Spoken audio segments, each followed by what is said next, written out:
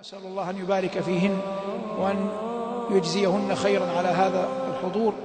ولا ريب أنه مما يغبط عليه أهل الإسلام أن يكون في الإسلام هؤلاء النسوة التي في هذا الزمن الذي كثرت فيه الفتن وعظمت فيه الملهيات، إلا أنهم جعلوا تلك الفتن والملهيات وراء ظهورهن وقدموا إلى بيوت الله. نسأل الله أن يزيدهن ثباتا وأوصيهم جملة من الوصايا. على العموم، من حيث العموم، أوصي بأمور يعني عاجلة له. أولا، حاولي أن تكون لك سجادة في غرفة النوم، سواء كنت متزوجة أو غير متزوجة، واحرصي على أن لا تنامي إلا بعد صلاة.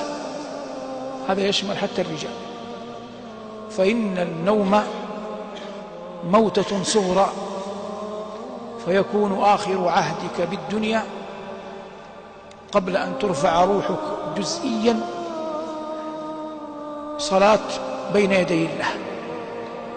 عند النوم أكثري من قراءة قل يا أيها الكافرون وقل هو الله أحد، فإن من المشهور أن الأرواح إذا قبضت في المنام ترتفع، فمن كان على وضوء وقرأ آيات فيها الإخلاص مثل الكافرون قل هو الله أحد، تكون روحه في المنام أقرب إلى العرش، وكلما كانت عياذا بالله متضخمة بشيء من الفجور كانت أبعد.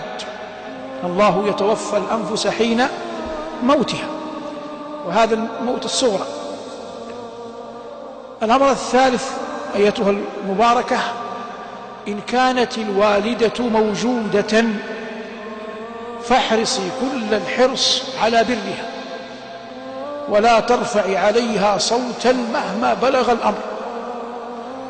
الأمر الرابع وهو بالنساء خص، الكيد والحسد في النساء قد ينتشر بصورة أكبر، فاحفظي لسانك أن تقعي في عرض مؤمنة، ولا يدفعنك حسد أو بغض أو موقف إلى أن تتجاوزي طاعة الله فيها، فإن الإنسان كلما عصم الله لسانه من الخوض في أعراض الناس كان ذلك من أعظم أسباب التوفيق لحسن خاتمته. وأسأل الله أن يزدكن تقى وصلاحا، وأن ينفع بكن بيوت أهل الإسلام.